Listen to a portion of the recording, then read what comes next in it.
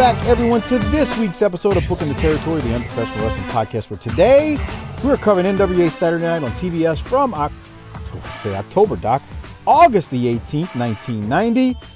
We're not quite to October yet. That would mean we were on the verge of Halloween Havoc, but we're not quite there yet. We do have a Clash coming up, though, shortly, a month and a half, about half a month away. I'm sitting here with Doc and not Hardbody Harper. Harper is supposed to be here. He's not here yet. I've got a feeling he's running late from the shoot job. But that's just how it works nowadays on BTT. And I'm really hoping he makes it. He said he would be here because, Doc, I was trying to look at the calendar.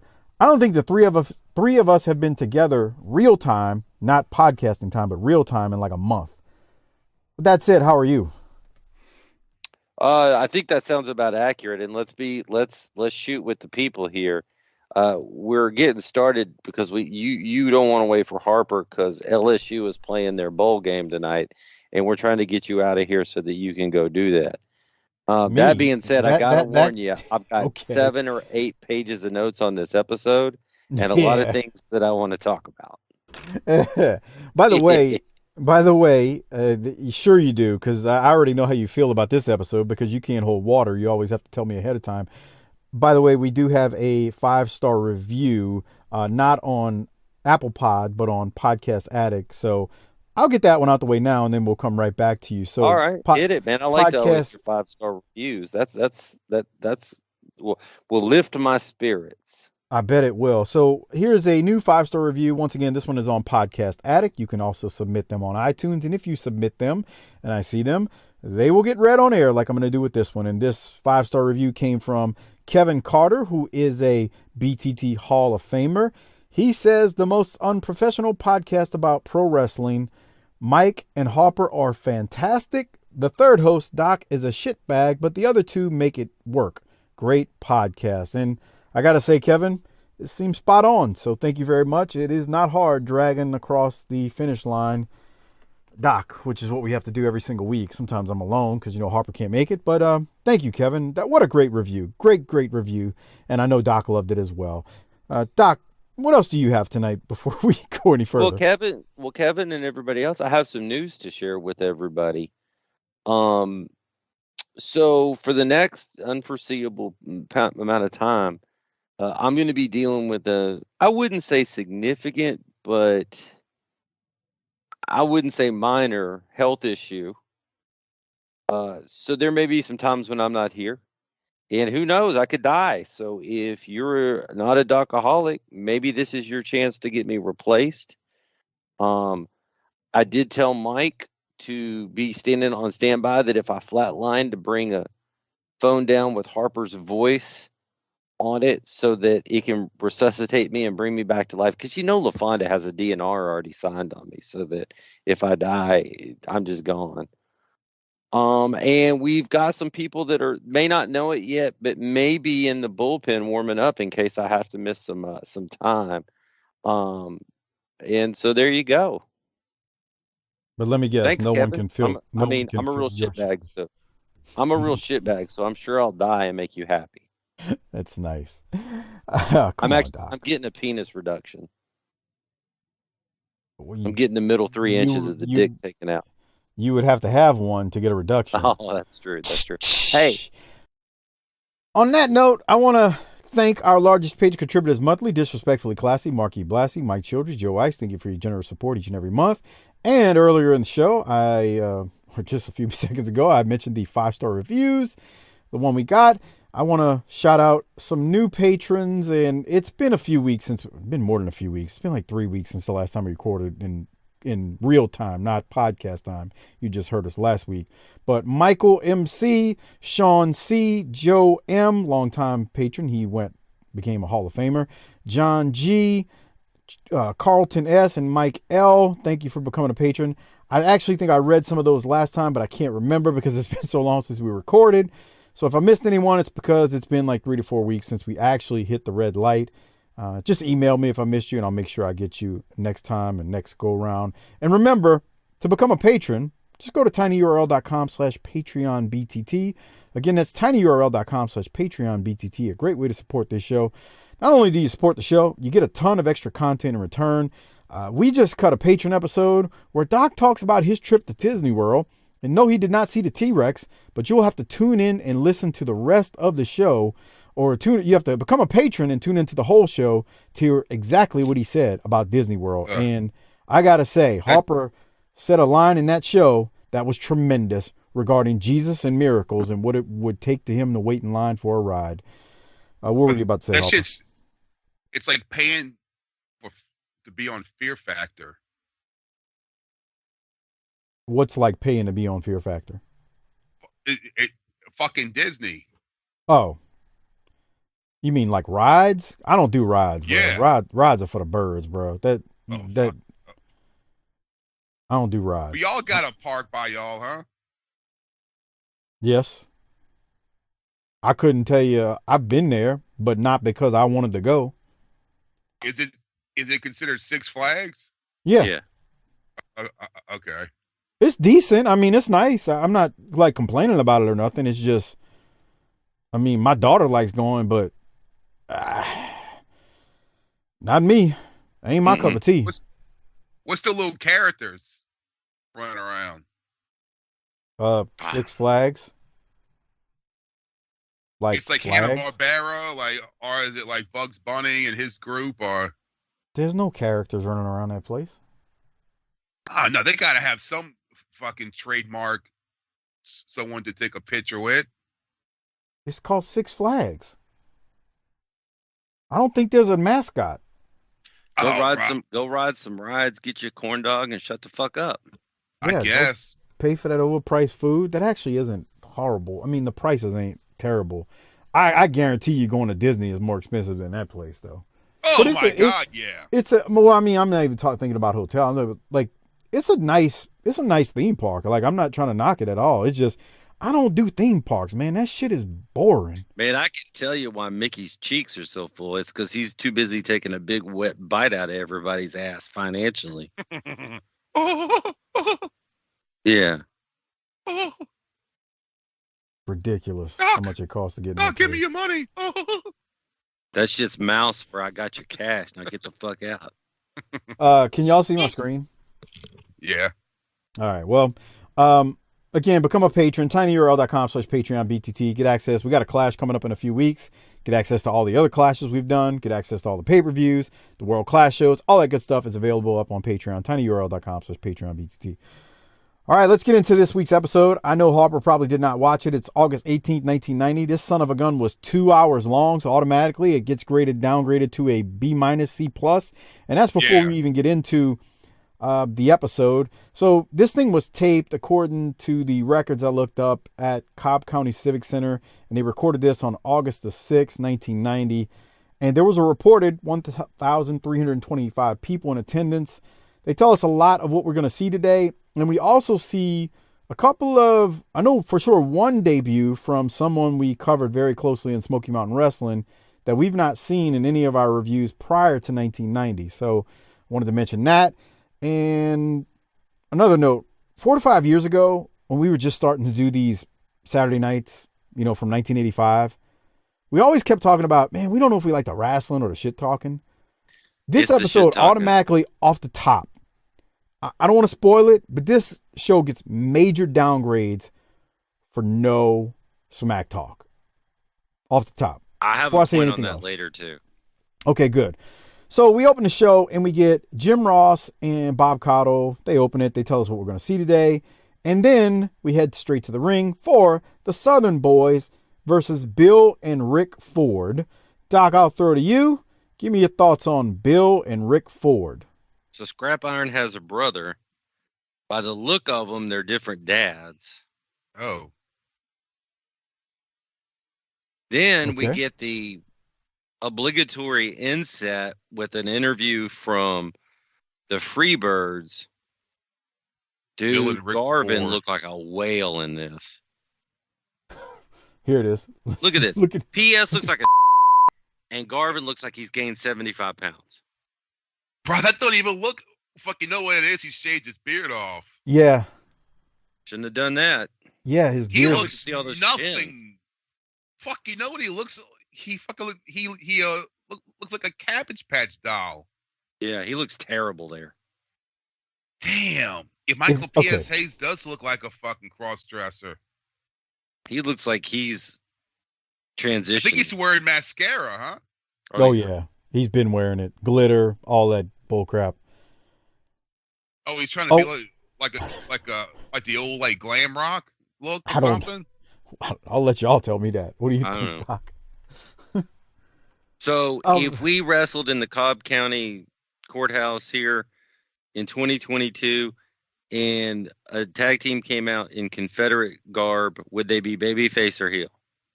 Cobb County? Yeah. Babyface. Times change and then they don't change. Well, I mean, it depends where you're at. And I then I think they'd be babyface as all hell. No, what do you think, Harper? I don't know, but nowadays anywhere they would probably boo you.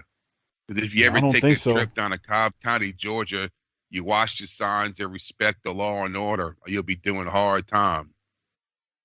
You'll be doing hard time. Harper. Because when the big boss man make you walk the line, remember that? Yeah. I just did a quick Google search, full disclosure, on Cobb County's racial makeup. Oh, Lord. Man, the demographics are played out, Mike. You can't do the demographics. Well, but you asked the question. You asked a question, and in Cobb County, the racial makeup is 62.21% white, 24.96% black or African American, 4.46% Asian, 0.34% American Indian, 0.1% Pacific Islander, 5.28% from other races, and then it says 2.71% from two or more races. I like it already. So 62.21% white. I'm going to go with their baby faces in Cobb County. Well, that's a suburb of Atlanta, right? Mike 504 Saints with the response to that question. I think it's isn't it like kind of be like the Metairie of Atlanta? I'm not an expert on Atlanta and their metroplex areas, so couldn't really tell you. Hey, during this match, we do hear about the Black Scorpion. Yes, they do. Do mention that. Cobb County's like never mind. Gwinnett is east of Cobb County. Yeah, I'm really not sure. If it is, it would be like the left. Yeah, because Atlanta Fulton County Stadium used to be where the Falcons play. Where the Braves and the Falcons played, right. So, and Cobb is north of Fulton County. I mean, I guess, but 62% white tells me if you're in Cobb County, they are going to be baby faces. Any questions, Doc? No, okay. I agree. All right, so any other thoughts on this match, Doc, before we proceed? And that Jimmy Garvin looked terrible. I don't even know if that was him, to be honest with you. That's how bad he looked. Oh, no. God. The picture-in-picture that they did play with them was the Freebirds saying that match 3 between the Southern Boys and themselves would be tomorrow on the NWA main event, which I think is dumb. They should have had it here, but what do I know? I mean, we saw the second match last time we did this, Doc. So that the third match is going to be next week, which is supposed to quote unquote decide it all between these two, but don't count on that. I don't know. Any other thoughts, Doc, before we continue to the finish of this thing? No, sir. All right. So basically, the finish is we get a missile drop kick off the top rope by Armstrong to whichever one of the Fords Smothers was holding, and I'm just looking at it now. So it was definitely Rick Ford. And they definitely had different parents just based on that. And the Southern Boys win just like they should. So we'll keep moving. The next segment of the show, we go to the Wrestling Wrap-Up magazine segment with the Southern Boys and Freebirds feud. It's basically like, I guess I'll call it a recap. Is that a safe assumption, Doc? How to explain it? Yeah, I guess so. We see some promos from Smothers and Man, Armstrong. They need to let Tracy get loose on these. Yeah, it's like he's sewing up or something, man. He's just. Hey, you know that thing you said you know that thing you said a few weeks ago about being in a cave? Never do that again. Oh, he told him don't say like a duck on a June bug. We're trying to go national, so take your Confederate flag and get to the ring, boy. Wrestle wrap up. How many people you think bought that fucking magazine? 3. Yeah. Not a lot. So, the next match has Stan Hansen versus Terrance Blalock. Hey, there you go. They misspelled Stan Hansen. They did. And the footage is grainy because obviously this is shot from a VCR. You know, it's recorded from a VCR. Doc, if you didn't look it up, do you want to tell the people who Terrance Blalock is? I didn't see. So this is none other than Mustafa Saeed, a.k.a. one of the gangsters. Oh, really? Ooh. I had to look it up. I admit I did not really, when I'm taking notes, I'm not really thinking about who a guy was before. I'm just trying to take notes on what I'm watching. And then a minute or two into it, it hit me. I was like, that's Mustafa. And you just can't tell because he's got purple tights and red boots. And it just doesn't look like what you remember Mustafa looking like, because I couldn't get a clear view of the screen from around my boner at watching a white man beat up a black man. Yeah. Wow. Okay. That's nice. You're an asshole. Great. So get off my porch, bar. So no, in all seriousness, he got a little bit more cut. I mean, he's big there. Oh yeah, he definitely lost weight when he gets to Smoky. He trimmed up. Yeah. How hard is it to wrestle with a chaw of tobacco in your mouth? Yeah, I was about to ask the same thing. He just keeps it in his mouth for the whole. God, look at that fat bastard in the front row. Yeah, he just keeps it in his mouth the whole time. Dude, which fat bastard, Harper? Who are we looking at? The guy with the white hat? Yeah. It was like he's wearing a fucking construction worker's hat. He definitely ain't built for 50. Talking about the chewing tobacco, bruh. I don't know. Like, how do you wrestle with that shit in your mouth? He must have put a whole bag in his fucking mouth. That's what it looks like, bruh. Then you got Bullet Bob out on commentary. So we got Bullet Bob, we got Bob Caudle and Jim Ross on commentary with Mustafa in the ring. It's like a Smoky Mountain hoedown here. Yeah, and we're not done with Smoky Mountain folks. Oh no! And the first match had the Southern boys. Yeah. So anyway, again, if you're just watching this, it's hard to tell it's Mustafa. Like, you would not, unless you just knew, you wouldn't see it. But it's him. I looked it up to double check to be sure. And yeah, Mustafa is getting his ass beat by Stan Hansen. Terrance Blalock. I used to love Stan Hansen. The dripping out of his mouth. I'm like, oh God, that's so gross. And you're doing all that crazy ass shit. The tobacco. I tell you what, man. Like I told you at the beginning, Cobb County's got 1,300 people in here right now, and it looks like it's a packed building. I think it held 2,500. Mustafa goes over. Yeah, that was the thing I wanted to say. So Hansen talked about the 30-day suspension he had a while back, and he promises to get Tommy Rich back. He's going to beat up Tommy Rich, and Hansen he beats the hell out of Terrance Blalock. Bob Armstrong, like Doc said, joined Caudle and JR on commentary. Hansen, like Doc said, he actually loses the match due to DQ as he was choking Blalock with his rope. So Mustafa, a.k.a. Terrance Blalock, goes over. I like that DQ. Well, it makes sense. And again, he's so crazy. He don't give a shit about winning. He's just here to hurt people. That's that old thing, though. Harper will tell you too. It's like, okay, so he got DQ'd and he technically lost, but nobody remembers the guy who quote unquote won. Right. I mean, he beat his ass. We all remember him. Did they do much of that in Mid-South? Because my whole thing is if you're preaching that wins and losses matter, then technically that should have hurt it.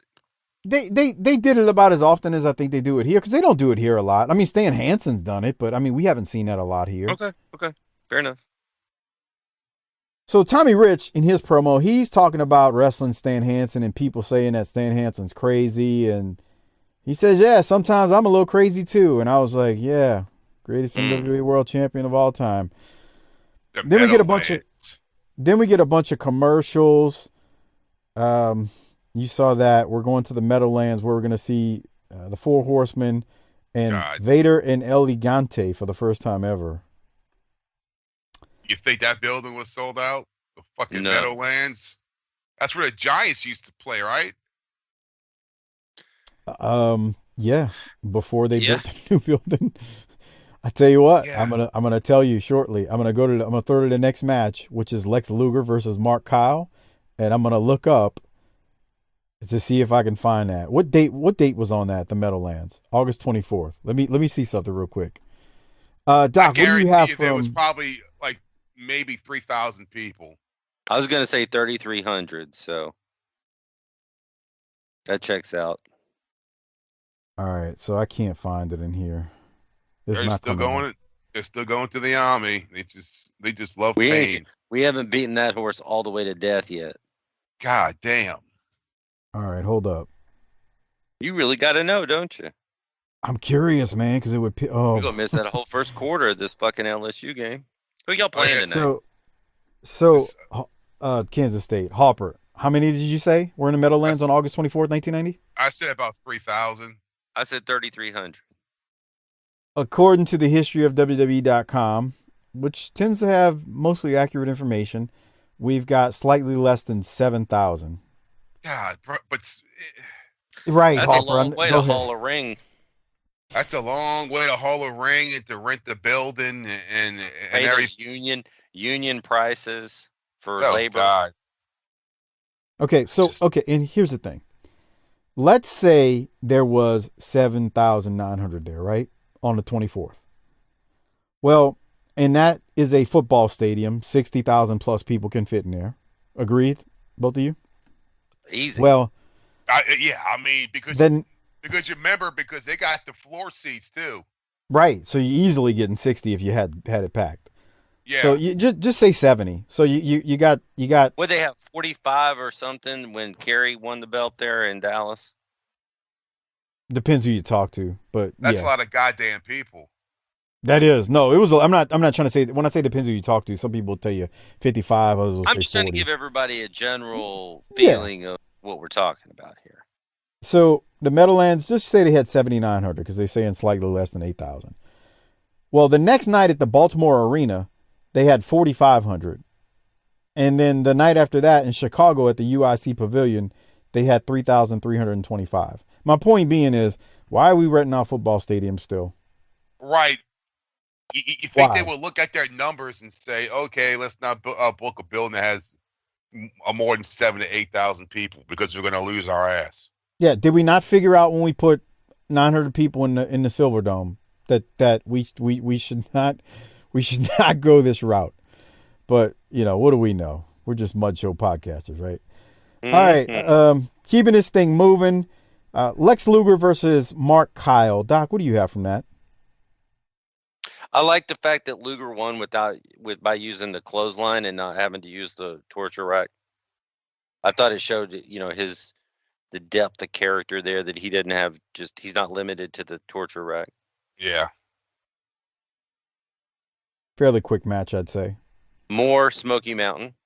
More Smoky Mountain. That's what I was saying. He's not the last one either. We can keep seeing more. This more was like a Smoky Mountain reunion show. Before Smoky Mountain. Look at the lariat. Right. That was nice, though. So it's like a prologue, or is it an epilogue? Prologue, epilogue. I don't know. You tell me. You're the smart one.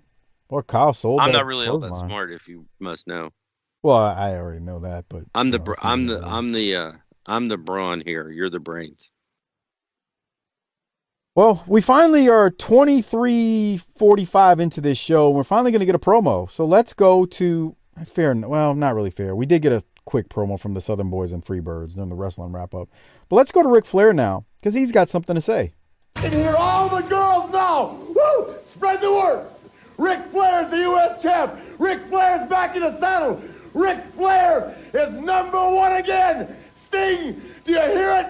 Ric Flair beat Luger. He's now the U.S. champion. What I'm telling you is, Luger, on September 5th, the Clash of Champions, Ric Flair will not be denied.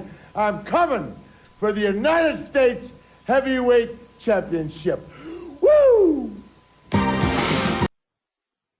All right, so hit the tagline, Harper. Book it, bitch. Why you say that, man? Ric Flair in 1990 going for the U.S. belt. I told you. Yeah, that sounds stupid.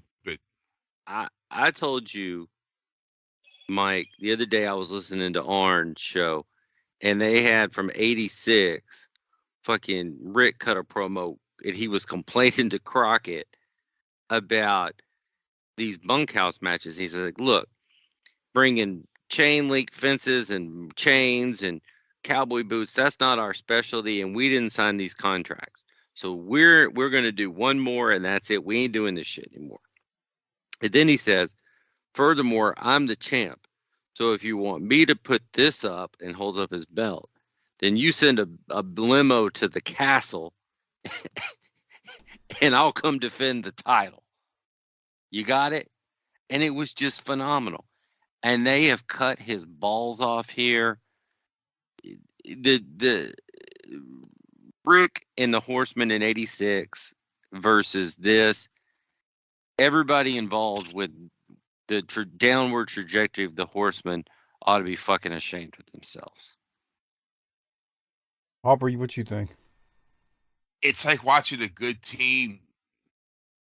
It's like watching the fucking Miami Hurricanes now. And you think about what they used to be. All like Florida State. Florida State was good not that long ago, too. Right. You think, bro, Florida State won the national championship a few years ago. Now they can barely beat, fucking Appalachian State. That's how the Four Horsemen look like to me right now. And fucking Rick. Yeah. I don't get it. And here's the other thing. So 6 months ago or a year ago, we kicked Sting out of the Horsemen for wanting a shot at the title. But now we've sending out Sid Vicious to cut promos to say he's going to go win the world title. Yeah. You're just supposed to That doesn't work for me, brother.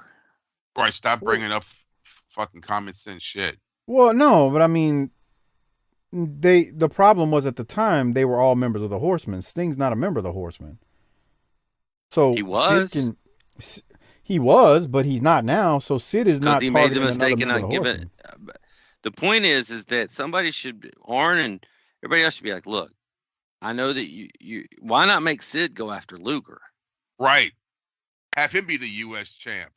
Booking the territory. I mean, well, because they're talking about the Black Scorpion, so that's already in the wings. So. Yeah, because we don't want to get in the way of that great idea. Oh, tell me about it. It's going to be phenomenal. Now, I know it sounds goofy, but just hear me out. Jesus, can you imagine that conversation? Unfortunately, I can. Because I don't have a choice. You're trying to make me hate wrestling.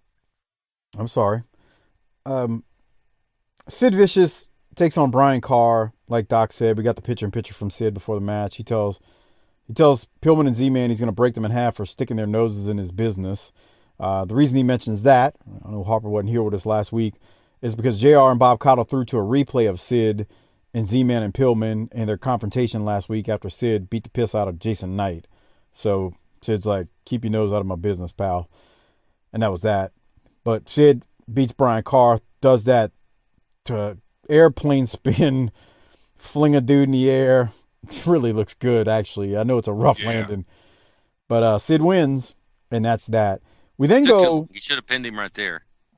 It did go on forever. This went too long. But, they're trying to fill freaking 2 hours, bro. It's just that's what it is. Well, where's Cactus? Where's Bigelow? Dude, you ain't got to... Look, I get it. Well, I wanted to talk to y'all about this next commercial because we see a commercial coming up here for TNT in the NFL shortly. And preseason. So they were going to air their first NFL game, which, like you said, was going to be a preseason game with the Vikings and Browns. And I remember TNT having the Sunday night games at a time. Me too. But I didn't realize it started this early in 1990. And I don't remember TNT. Sunday night having NFL.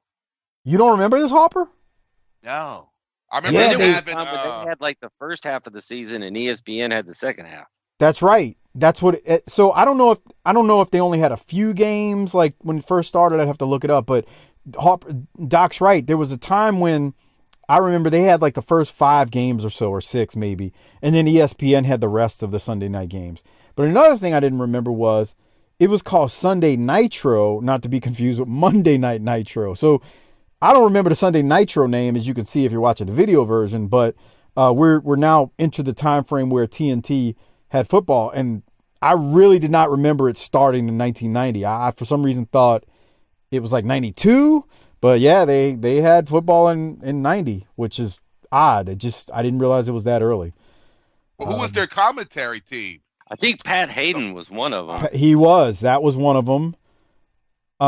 Their commentary team wasn't bad though. Like I don't ever remember like listening to them and going, oh, these guys don't know what the hell they're talking about. But Pat Hayden was one. Damn, now not.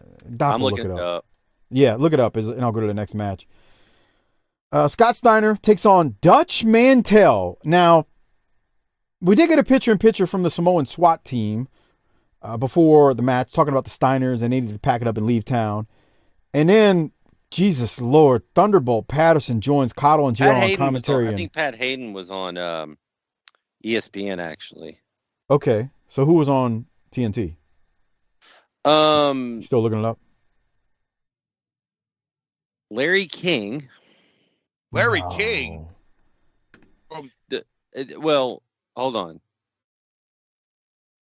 So they had the play-by-play was Skip Carey, who started on the Braves, I believe. Then Gary Bender. Then Vern Lundquist. Pat Hayden was on commentary from 90 to 97. Mark May took over in 97. Craig Sager was a sideline reporter. I remember that. Remember back in the studio, they had Fred Hickman, the dude that went over to like CNN Sports, the brother. I have. Okay, yeah. I don't remember Vince Cellini. No. Skip Carey, like I'm looking at it now. I had to look it up too. Pat Hayden was color commentator, Doc. Yeah, I said that. Okay, I remember Pat Hayden and Mark May.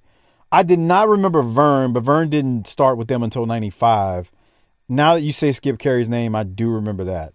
Yeah, I do. I remember Fred Hickman. Wow. God, that brings back memories. Boy, doesn't it, though? Fred Hickman was good.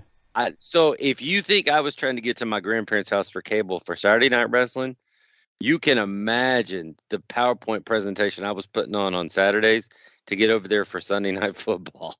Right, especially for Sunday Night Football. And that's the thing, like, so I'm looking at the analysts for, I guess, their studio show, and now it's hitting me.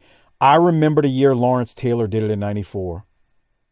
I don't remember that, dude. Oh, yeah, they had like all, dude, they were kind of like ahead of their time because they had Randall Cunningham, Warren Moon. They were all like analysts for them. Yeah.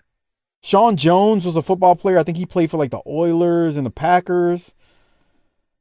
Yeah, man, their show was good, man. They had a good broadcast. It's crazy that they had, dude, TNT had the NFL. Just think about that. And remember all the times later that you're going to hear the wrestling people say they didn't want wrestling at TNT because they were drama. Bullshit. They were doing NFL football 10 years before they tried to get rid of Nitro. That's true. If they started it in 90, right? Yeah. They were doing football in 90, and they're telling the wrestlers, oh, no, we're a drama station. No, you ain't. You had football for years. You have the NFL. You're the NFL station. You could say it. Look, I'm not trying to say anything controversial, but there's no Fox without Foxland in the NFL. None. Zero. They would have been out of business within 3 years. And you can thank John Madden for that. R.I.P. Coach Madden. But the NFL is big time, man. I mean, all right. Well, let's keep going. We got Scott Steiner and Dutch Mantell, and while Doc was looking it up, I said, Thunderbolt Patterson joined us on commentary for this. And I was like, Jesus, he's terrible. It was like he sounded like if Dusty Rhodes had a lobotomy. He's the worst, man. He should not be talking on television in 1990. I'm sorry. And so he's so here's the point. He's been cutting those promos, and somebody thinks, hey, I've got a great idea. Get the fuck out. Ole Anderson. I mean, just say it. That's the only reason that's happening. Jim Ross mentions tomorrow night that they'll be in the Omni, and he asked Patterson if he would be there, and Patterson said yes. He said, you paying? The minute I saw this match, I was like, is Dutch going to take the Frankensteiner? That's exactly. He didn't take it well. So let me go to it because I want Harper's reaction on this. Harper, it's coming up in like 10 seconds. Steiner press slams Dutch. Dutch gets up, kicks him because Steiner missed an elbow, and here comes the Frankensteiner, I believe.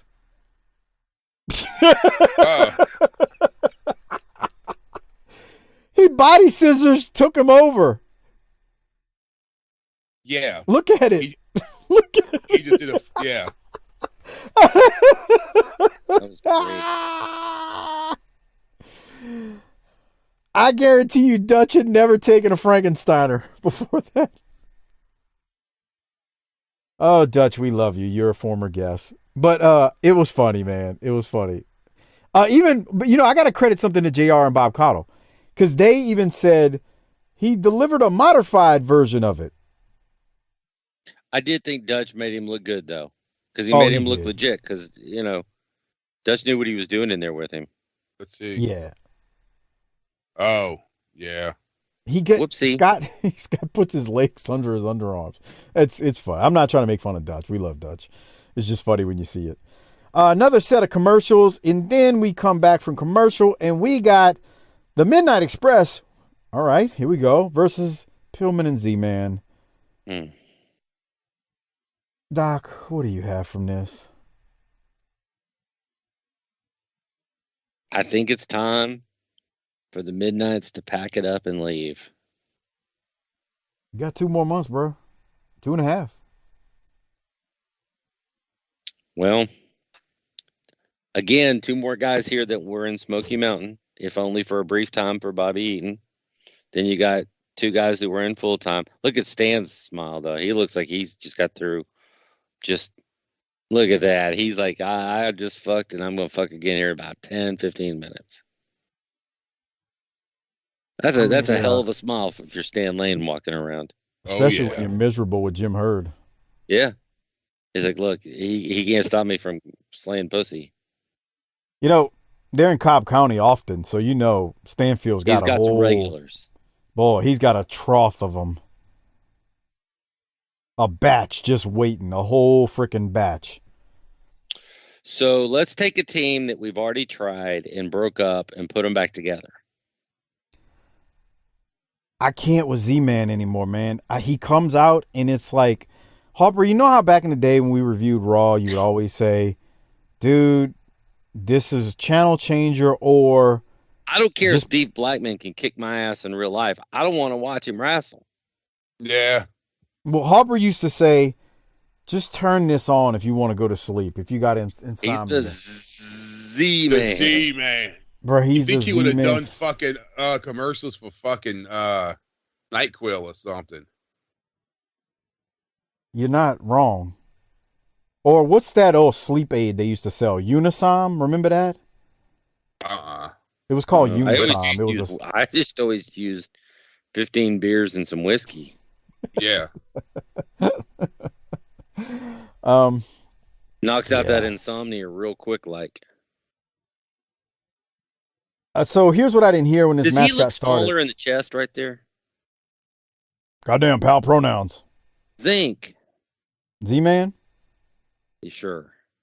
I don't know. I don't look at him hard enough to care. He nice. bores me. He bores me to death. Boogie, nothing about you says computer technology. I mean, I don't. He's just boring. I don't disagree with you, my friend. So I don't know if I missed it or not. I swear I didn't hear him say if this was for the title or not, but we'll let that slide because everything was airtight, brother. What else you got, Doc, before we wrap up? I didn't like any of this. It's not good. It's not good. I don't have any timestamps or any further notes to justify what I'm about to say, but it didn't look like either team wanted to be there for their own reasons. Crowd wasn't really into it either. This was just bad. So there here's what wasn't happens. anything technically wrong with it, but there wasn't anything right with it either. So Pillman makes a hot tag to Z-Man. Z-Man comes in on fire, although he's a really cold fire. He delivers some nice looking kicks to Eaton and Lane, and then Pillman hits Eaton with their finisher, but Lane makes the save. It turns into all four guys fighting, and out of nowhere, remember, we got Sid Vicious, who was mad at Z-Man and Pillman. Sid hits the ring and attacks the Midnight Express and lays out Cornette, but he also goes after Z-Man. The crap is actually hitting the fan, and it's starting to get somewhat exciting when they cut the commercial. And then Sid is still in the ring, I think, when they cut the commercial fighting Eaton. I don't know, bro. I liked it last week when he did the run in. This week I was like, why? Like, you couldn't. Look, we're all for matches that quote unquote matter, right? Like if they would have said, "Oh, this is for the title," but even then, it's hard to get invested in anything Z-Man does. But they never said it was for the title, and they're tying in this whole thing with Sid because Pillman and Z-Man didn't even do anything to Sid. I mean, they were just trying to help Jason Knight up when Sid came out and beat their ass.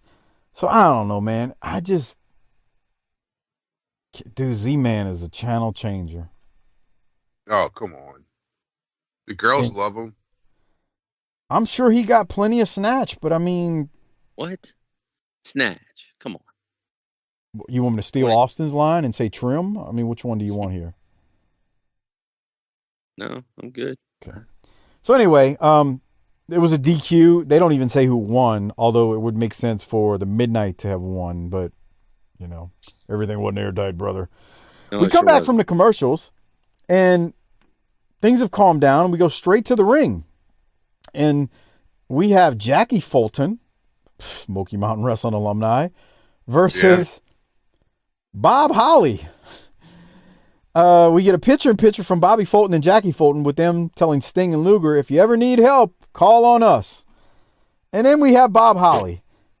He's got his Smoky Mountain best on.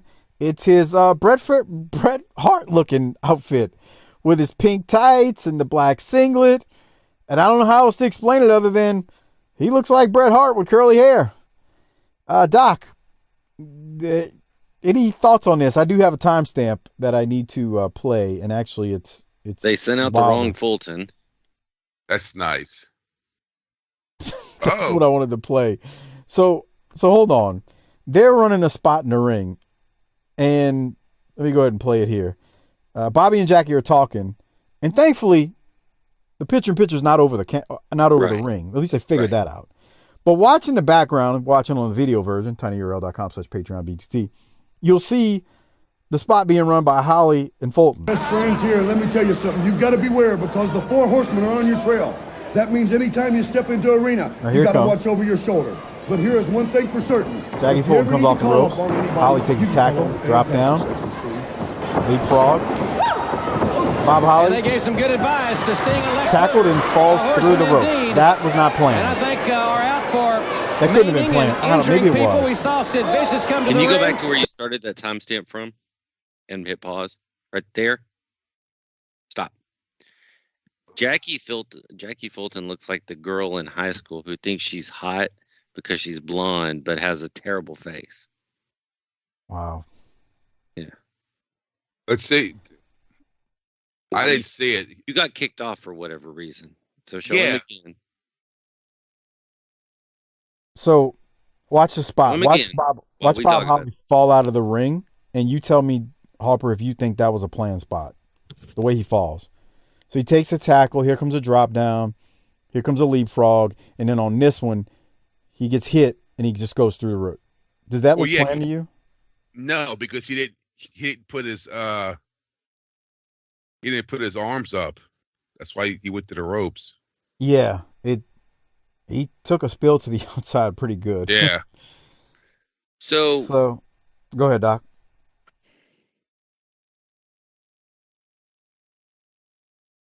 Trying to lose you, Doc. No. Trying to think of a way to say this.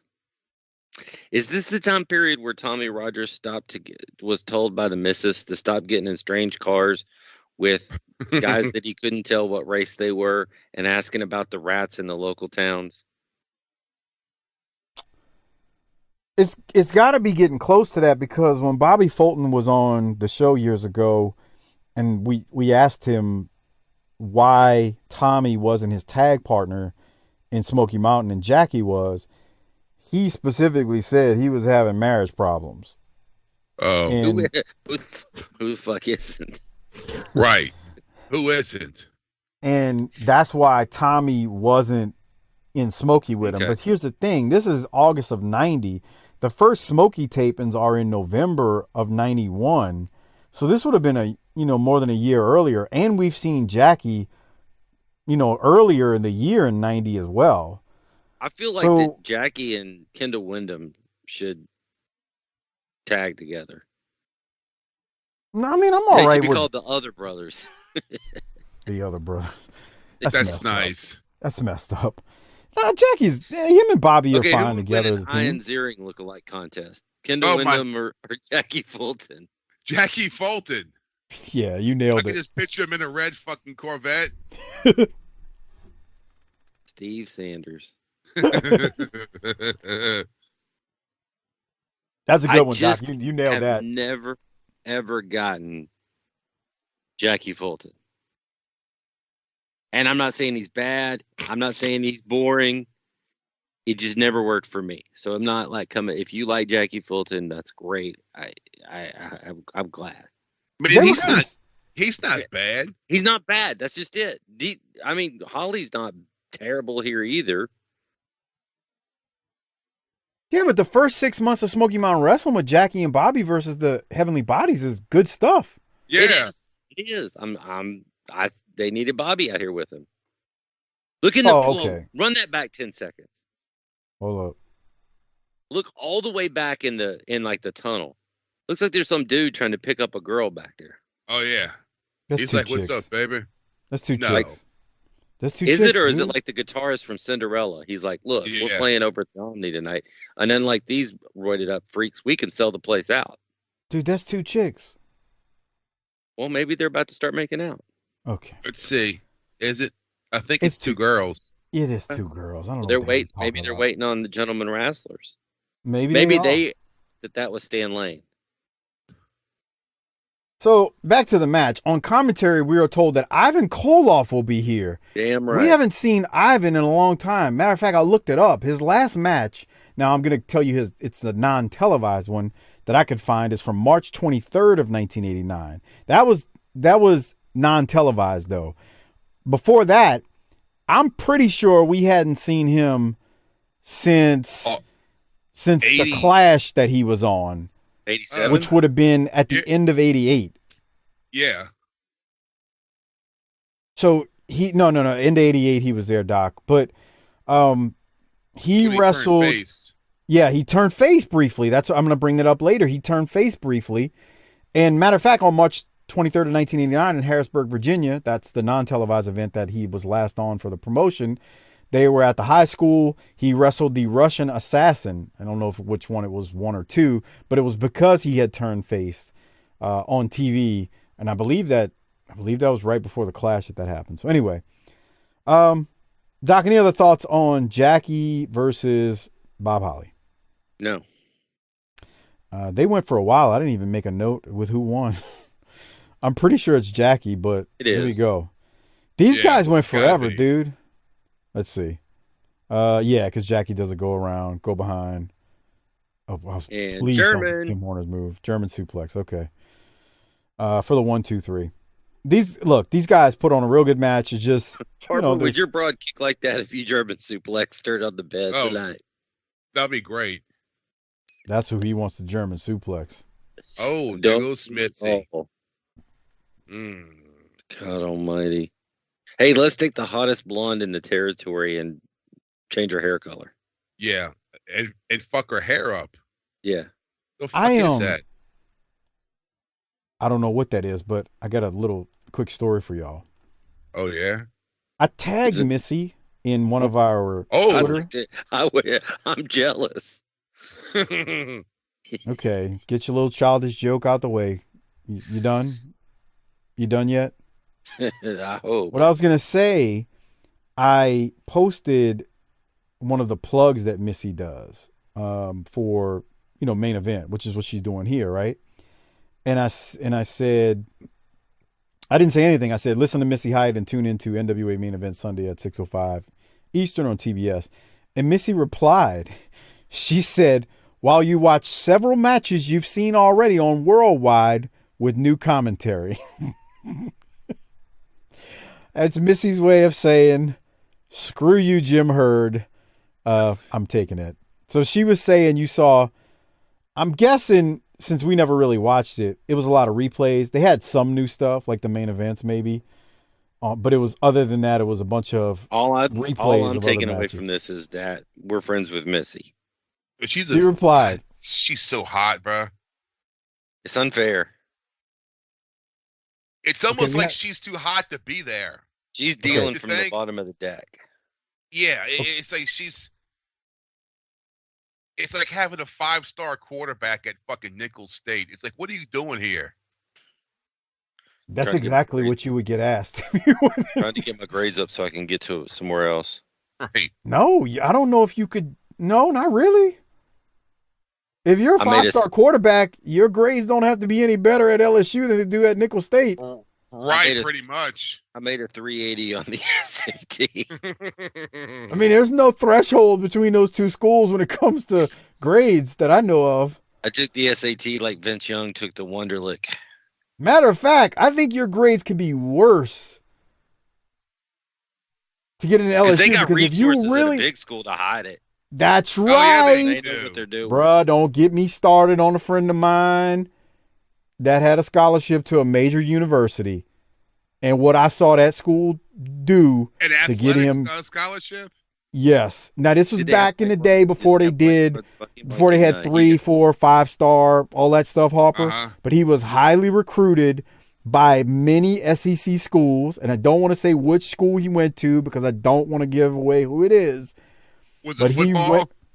Yes, he went to a SEC program, and I can tell you right now, I know for a fact that his grades weren't where they needed to be, and there was some shenanigans. That's a given. To get them where they needed to be because the schools wanted them so bad. Fuck, I remember seeing about, I guess it's about 10 plus years ago. You know, Real Sports on yeah. They had a little special on there where the NCAA made a rule that if your team is going to go to postseason play, like if you want to go to a bowl game, to the NCAA basketball tournament, College World Series or whatever, you have to graduate a certain amount of players on your team. And all these schools were scrambling, what the fuck are we going to do? And they just made up these bullshit majors that was made basically just for them. And they might have to show up to class and write like 100-page term paper on, Black history. Independent study, bruh. Yeah, and that was like, damn, look at this. And then they were all pissed off because when they graduated, the degree is fucking toilet paper. And they can't get a fucking good job. Here's a secret. They're all toilet paper. Oh. Not from Nicholls. No, they're all toilet paper. And so one of them was African American studies. Mike's been doing that for his entire adult life. Fucking moron. And it was another. Are you really not married? Is this all just a for your sociology final? Let Harper make his point before I cut a vicious promo on you. Oh, dude, they had one kid. It was this black kid going to North Carolina, and it was so sad he couldn't read. He literally couldn't read, and he kept these Dr. Seuss books under his bed at night, like the green eggs and ham.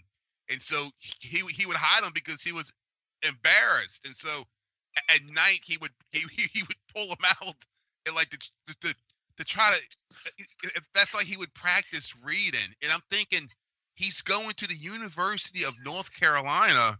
This motherfucker threw up a 27 and 14 stat line, and he's saying, "I thought I'm putting that." Right, and it's like he's got to sound it out to read fucking green eggs and ham. I'm thinking, you're going to hell, Doc.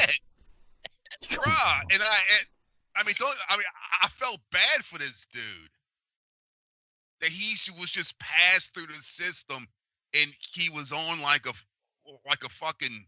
And let's be clear, he ain't the only one. I know, but I mean, I felt bad for that kid. I mean, Dexter Manley, who played for. And now we call him Jordan. Dexter Manley, who played for. Yeah. The Washington football team, he could not read. Dude could not read. He was too busy sacking Danny White to learn how to read. Well, and that's the thing. He went to Oklahoma State. But that was a different time, bro. That was when fucking none of those fuck you think the fucking Brian Bosworth could fucking read? I really don't know, Harper. I mean, now look, the guy I'm talking about, he could read. I mean, I'm not trying to say that. My point is, his scores weren't what they needed to be, GPA wise or they made it happen. ACT wise, but they made it happen.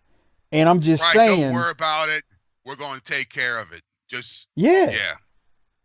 And Coach, it's I a really corrupt. like what you're saying about the program, but I'm not sure my grades are up to snuff.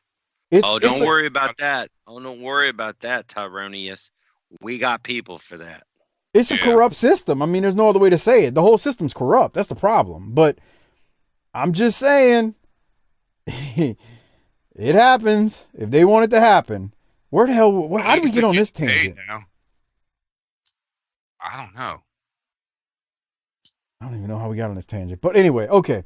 So back to the show. So Missy Hyatt was plugging the main event, and Missy basically told us, they just replayed matches on those programs. We saw a series of commercials, and then we go to Ivan Koloff, which you can see if you're watching on the video version. Still looks the same, although we haven't seen him in quite some time, versus Scotty Williams. Ivan does get booed, and although we were talking a second ago, when he left over a year and a half ago, he was a face. He actually teamed with JYD at one point and a few other faces. We did get a picture-in-picture. We did get a picture. This is before he left, when he was teaming with him. Picture-in-picture promo from Ivan. He says he's glad to be back in the NWA, and he predicts that the Horsemen will destroy Sting and Luger. It was rather just mundane, whatever it was. I looked it up. I had to see this. So Ivan Koloff was born August 25th of 1942. So he is almost 48 years old here. Jesus. How old was Bruno? Because they were, rivals. How old was Bruno at this point, Doc? Look it up. Well, he was probably like 52. All right. I felt bad during this match for Ivan because you hear actually some fans yelling boring, and I'm thinking, he's gained weight. Well, he has. I mean, he's pushing 50. Well, I'm mad because it didn't make me mad, but it's just like you think of all the good promos this dude cut, the angles he was involved in, and then when they you tell people that Sting is what a professional wrestler should be, then guys like Ivan are going to get boring and booed. Well, here was the problem. This match went on forever. It was like 10 minutes with Ivan, and nobody knows who the hell Scotty Williams is, and they ain't seen Ivan in a year and a half. He flipped off Sting the other week. Yeah, but they still don't know who he is. I'll never forget him for it. So fans are yelling boring. Anyway, Koloff finally hits him with the Russian sickle off the rope top, and he wins. But I felt bad for Ivan. Doc, what did you have? Let's see. His promo wasn't any good. It was generic. Yep. I mean, it wasn't the promos he would cut on Dusty and Magnum, and dude, we were cranking off like that freaking moron Javorsky back in 85 and 86 when he was cutting promos. All I was thinking about was how much the NWA has changed since we started this thing. I'll tell you what, it's changed. And Harper, Ivan is committed to the gimmick, bro. He's got the Russian sickle on that right shoulder. Yeah. That's you go all in when you do that, right? Yeah, I mean, imagine getting that fucking tattoo like in the 70s. For real. That would be like getting ISIS on your right shoulder now. I mean, now people walk around with those Russian shirts and they think of fucking Rocky IV. But I mean, back then, fuck. So I said, remember the Stormtrooper in Smoky? Where did he get that flag made? That fucking Nazi flag? I mean, bro, back then you could probably buy one at the Army surplus store. I don't know, Harper. You think you could? I think so. I think so. You go buy an ISIS flag online now, and you'll have the FBI. Oh yeah, tomorrow. Bro, I remember one time this was like 20 years ago. And what happened was when the Soviet Union collapsed, all that old Soviet military shit was. Mm-hmm. They were getting rid of it. They hit the market. And I had this catalog that sold all that shit, and I had this Zippo. It was a KGB Zippo that they would give to the KGB agents. I was like, oh man, that's fucking badass. And I got it, and my mom's like, if we're gonna have the FBI knocking on the door, they're gonna think you're a communist terrorist. Stop ordering shit from that fucking catalog. She wasn't wrong. She wasn't wrong, Harper. She's just a lady trying to get along in this world. She doesn't need the heat coming down on her. Yeah. Oh man. All right. Any other thoughts on Koloff here? Not really. More Smoky Mountain. Yeah. More Smoky Mountain. What are you gonna do, bro? I mean, we're in fucking 91. I mean, it's better than a Sheik. That's for damn sure. It's better than Abdullah and friggin'. Yeah. Oh yeah. Norman. Fuck, bro. Just think how much better this is than like Norman the fucking lunatic. Times 10. And this ain't even good. That's the thing. That's what's crazy. All right, so like I said, man, they should have stopped the show now. Yeah. Oh god. And fucking Mike Rotunda, the captain, and he's about. This is good. What? Wait, we're not far from Wall Street, Harper. I know. Oh yeah, forgot about that. Not far at all. That was kind of funny. We'll talk about that when we're not far at all from it. But it was kind of funny when they did that. Like, it wasn't bad. Like, well, what's her name show up with the fucking laptop next year? Like, no, is it next? No, that's it. No, because we're in August. That's about to happen, bro. Because that happens. Yeah. I think that happens before Starrcade. I haven't seen any of this shit, and I remember that when I was a kid.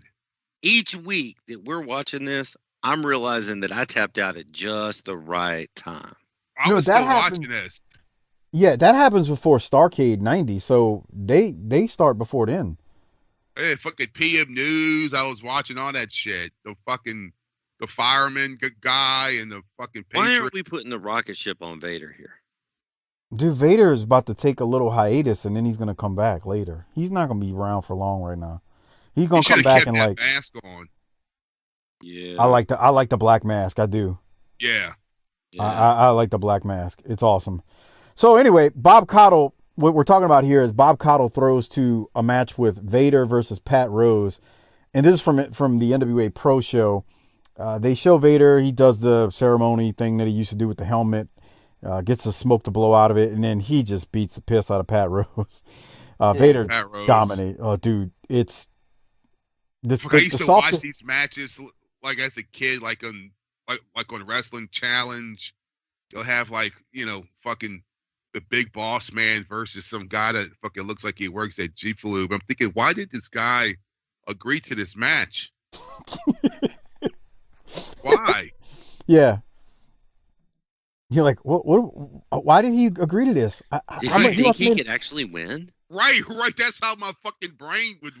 Some guy that looks like he's, works at fucking Pep Boys is, taking on King Kong Bundy. I'm like, what the fuck is he thinking? Why would you do that to yourself? Right.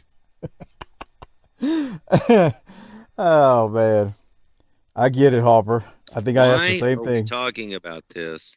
Like it's real. Like it's real. That's the one from years ago. Why are you talking about it like it's real? People getting worked up. All right, let's keep moving. So Vader wins, as you saw. He destroyed it, and I'm with Harper. I like the black mask with the red trim, man.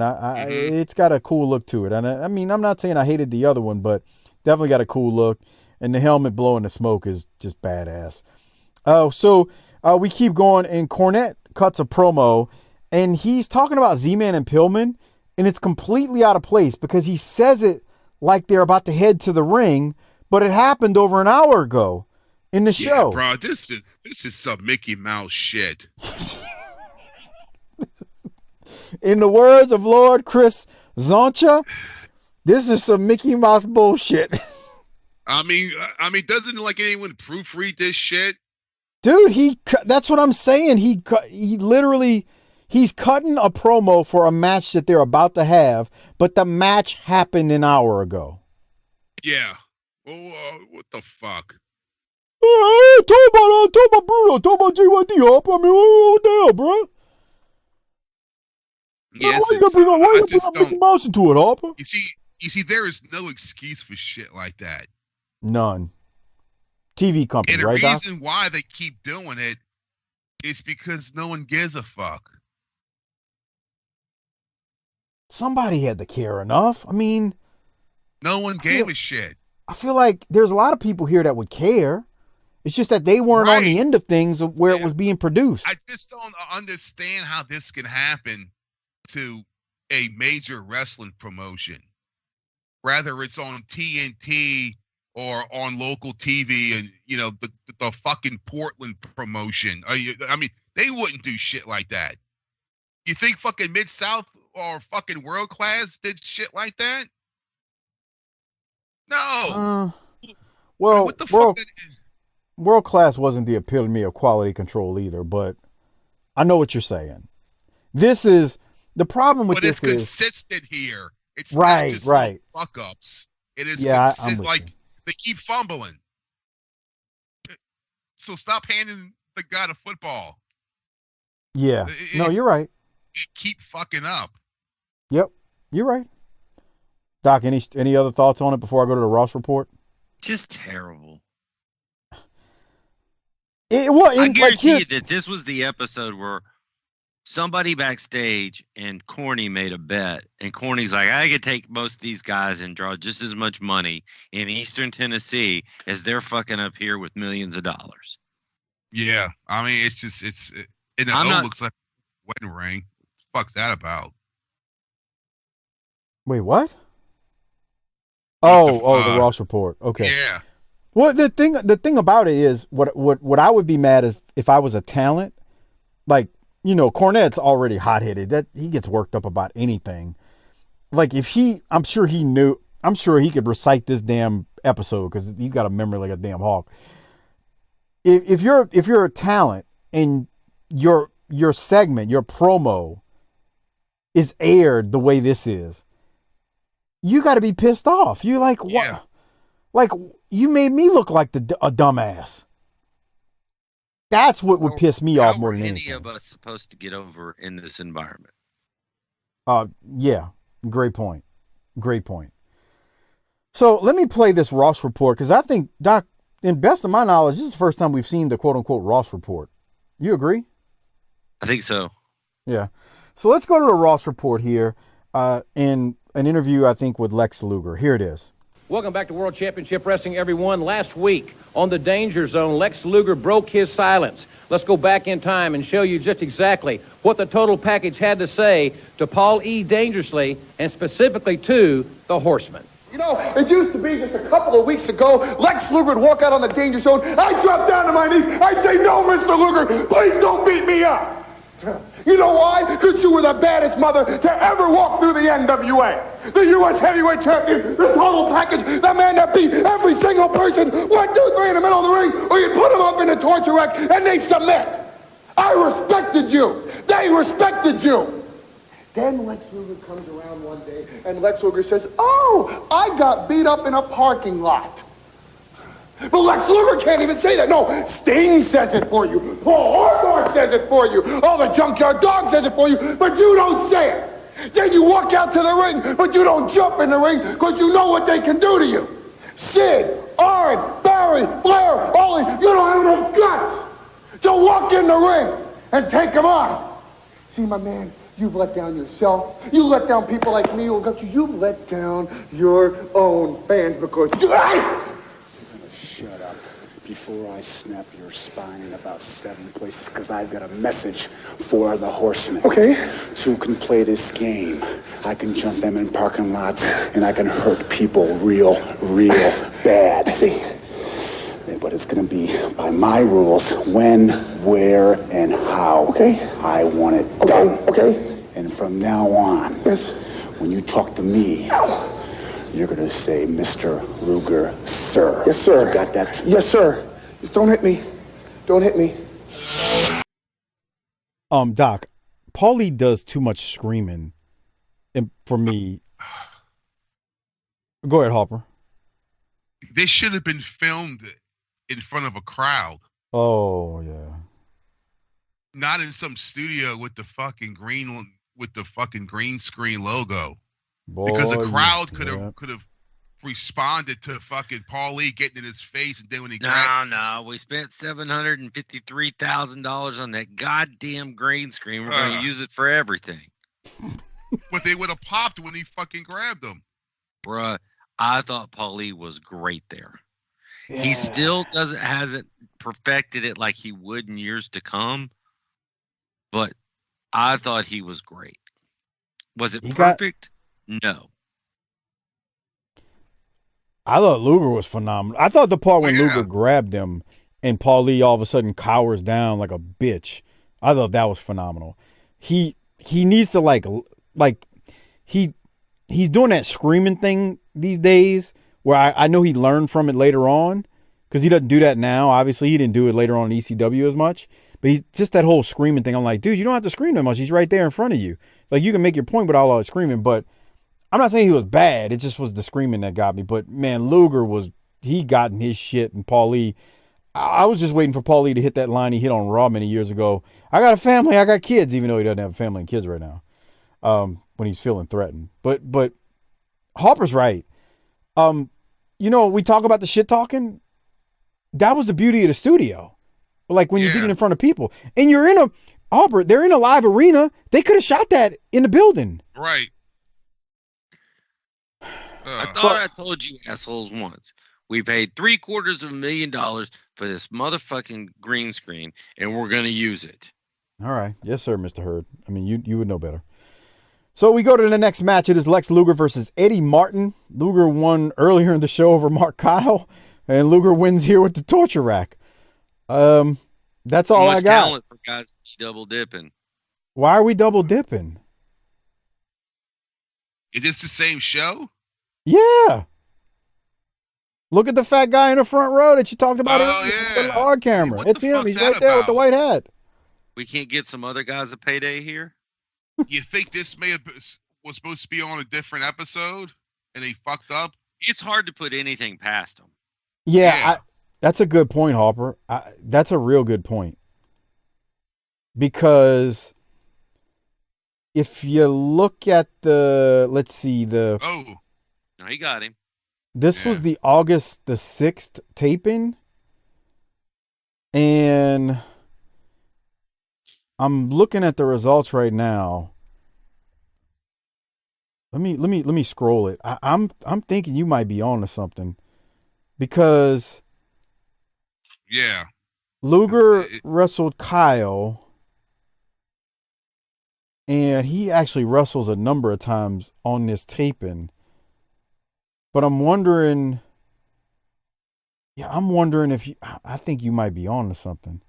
Like, this shouldn't have been aired. Yeah. Like, this should have been aired on another show. God, you see what I'm saying about the consistent fuck ups? Keep watching. We have another one. All right. So, we got Paulie now screaming some more, and he says, "You're tough, Luger," when Mean Mark isn't around. And Mean Mark tells Luger, "You made a mistake." It's quick, Doc. I can play the audio from it. Did you have it, or do you want to just talk about it? I just thought it was good. He does look like some asshole from fucking southeastern Texas, huh? Assuming you're talking about Mean Mark. About Mark, yeah. I mean, I could just picture him with the fucking Oilers hat on and driving in a pickup truck, drinking a Monster Energy. Yeah. Let's go to it now. Gonna take You're a real big shot when I don't have Mean Mark Callis around, aren't you? Oh, you like to grab a guy a foot smaller, 100 pounds lighter, bring him right up to your face, huh? My man, you got a big problem right now, because there's not going to be a second in my life that I'm going to walk anywhere without the 6'9", 325-pound, skyscraping, butt-kicking, name-taking tornado out of Texas. You, my friend, are a dead man. You made a major mistake putting your hands on him. Now you gotta pay the piper. He should have said, "I'm the dead man." It says, "I'm the dead man." Well, he will be shortly. Go Oilers. You go Oilers. Love you, Blue. Another commercial for TBS football. There you go. SEC football on TBS. SEC football. The next match we'll see is Sid Vicious again versus Barry Horowitz. Once again, someone fucked up. We get a picture-in-picture promo from Sid again.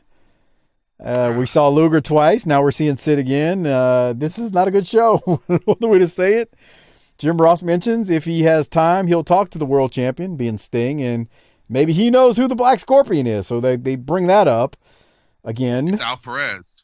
Which I don't mind. They speculate why Sting would wrestle an unknown like Black Scorpion, which would make sense. It's like, why would this man just sign up to wrestle somebody he's never wrestled before or doesn't know who it is? Sid wins with a power bomb. I don't know what the hell they're doing here, Doc. I'm at a loss. I don't know why we're seeing multiple guys. I didn't really think, wow, they just messed up that bad. But now that I'm watching this back and talking about it with y'all, they just messed around in this episode and just showed double stuff that shouldn't have been shown twice. You think maybe they thought it was going to be an abbreviated episode because of a fucking Braves game or something, but it wasn't? I'm not so sure that they didn't just do this and said, meh. They may not have known they fucked up. Yeah, like they just did it and was like, all right, deal with it. I feel like that's what happened here. Hey, just put it in there. Nobody will know. Well, so the thing is, so I am looking at some of the results, and the match we saw with the Southern Boys. No, never mind. No, this is not right. I was about to say something that was wrong.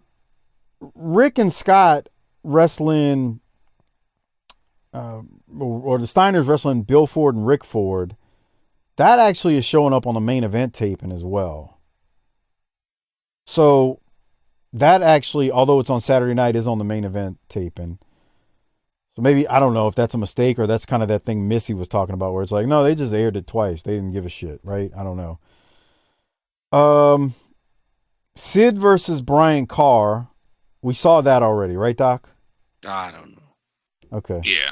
If they're not going to pay attention, why should we? Well, you make a good point. Don't you have a bowl game to go watch? Yeah, I got the DVR running. But anyway. Kansas State scored. That's nice. Shit. Harper, thanks for running it for me. I appreciate that. Oh, my God. You're in trouble now, Harper. And I let you just beat Kentucky in basketball. Oh, thanks. Every once I had in a that while, DVR I'll say too. something to Mike, and he's like, I recorded that because I got sleepy last night. Thanks a lot. Probably knocked out, dude. It's bad. Drowsy motherfucker. Sid wins with the powerbomb, no surprise. Doc, any other thoughts on this match that they're just fucking it all the way up? No. Well, let's see if Arn... Why don't you start showing us guys that you should have shown us in the first 2 hours? Let's see if Arn can bring up the spirit of the episode. Later in the show, Luger, you finally get a chance to quit crying about what you thought happened and finally stand up and be that man that I demand that you be. The platform is national television, Luger. Don't tell Sting what you're going to do. Don't tell the dudes with attitudes what you're going to do. Don't tell your girlfriend, don't tell your mama, and don't tell the zillion fans that are going to witness it. You want revenge? All I've asked is you bring it to me face first, my friend. I want as much of you want of me, period. So that's the Rolex, because Arn brought it right there. And Arn talks about Luger in an upcoming match, and he's like, basically says, don't sing it, bring it. And Arn was really good there. It was very short, way too short. You got 2 hours. I don't know why Arn is cutting a 30-second promo. But beggars can't be choosers at this point. So, Doc, what did you think? He was good. Real good. Yeah. Harper, any thoughts? This episode put me in a bad mood. What kind of shirt is that Orndorff is wearing? It looks like a football field. That's what I thought at first, too, but I think it's some sort of Navajo pattern. Yeah, I think it's supposed to be like an Indian, fucking Cherokee, fucking Indian pattern. Sir, it's indigenous people. Indigenous peoples, First Nations. Right. Come on, Harper. Could we get some We've already Native Americans sent you to sensitivity school. No need for this. Why don't you just drop the N and D and throw a J in there while you're at it, you insensitive prick? What? An N and a what? J. What's J? What's the thing that's inside the hood of your car? Inside the hood of my car? Yeah, it's your... I don't know. Oh, God. Engine? Yes. I don't start with a J. No, I said take the N out. Oh, fucking whatever, bro. There's no Indians listening to this. That's because they were eradicated by smallpox. Y'all are assholes. In the Great Blanket Wars of the 1600s. The Blanket Wars. Insensitive pricks, let me tell you. I'm views not celebrating it. And thoughts of Hardbody Harper and Doc Turner are not the views and thoughts of Mike. You said the I word. They're indigenous people. You can't say a fucking Indian? No. No. That's from India. Yeah, whatever, bro. And the only reason that term came up is because that friggin' idiot from Spain landed here and thought he landed in India, so he called them that. Mike, right. It was a moron of a white person who started this whole thing, and then that fool decided to keep coming back, passing out blankets with smallpox to him. Mike, in this house, we celebrate Christopher Columbus. Yeah. You remember that from The Sopranos? Yeah. And this house we're in 1955. I'm getting to the point where I'm gonna have to make another run through The Sopranos, man. Oh hell yeah.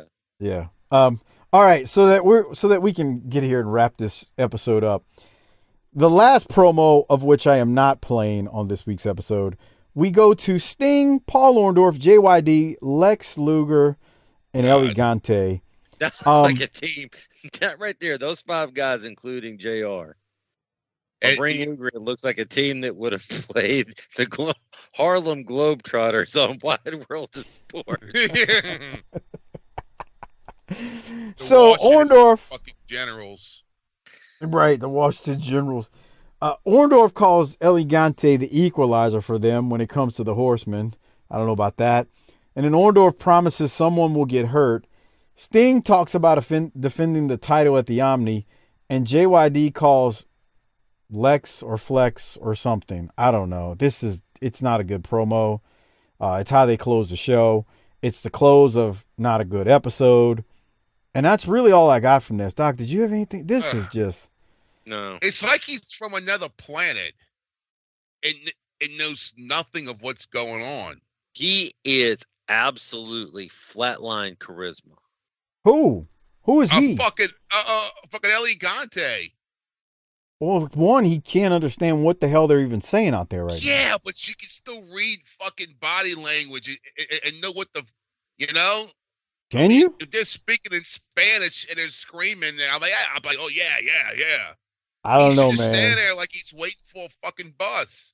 I know a lot of Mexican folks that live around me, and they get excited and seem like they're mad about something when they're talking, but they're not actually mad. They're happy. Right.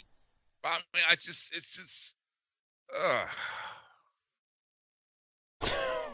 Now who's this? Fucking Luger joins now? Yeah.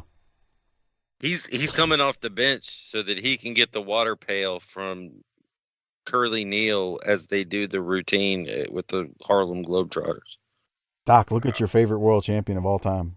Well, yeah, he carries it well. I mean, he is the flagship for the...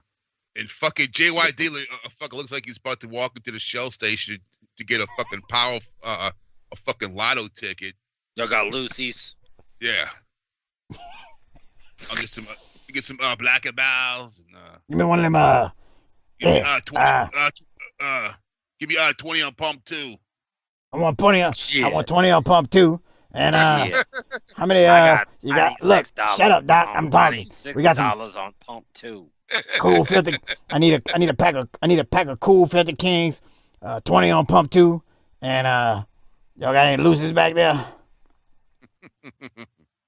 Every dog needs a bone to chew on, and I think I found Jaworski's bone. I mean my bone. All right. This is bad. Let's rate this thing. Hand out Rolexes because I'm starting to get angry at it now. Before we do that, hey, the holidays are past us. If you got those Amazon gift cards, make sure you go to our Amazon Associates link, tinyurl.com/bttamazon. The show gets a little bit of support in return. When you use that link, again, it's tinyurl.com/bttamazon. And again, we've got a clash coming up. And if you want to check out all of our clashes and reviews that we've done on our Patreon feed, over 300 are available now, including the video versions of most of the shows we do. You can get all of that at tinyurl.com/PatreonBTT. That's tinyurl.com/PatreonBTT. Doc, I'm going first. Out of the respect for Southern wrestling, it's getting a C-, but I should give it less. Yeah, for what real. What are you giving it? Well said. Out of respect for Southern wrestling, I'm giving it a D. Wow. Yeah, a fucking D. How'd y'all watch this shit? It was tough. It was tough. God. I mean, this is so bad. It was rough, Harper. It really was.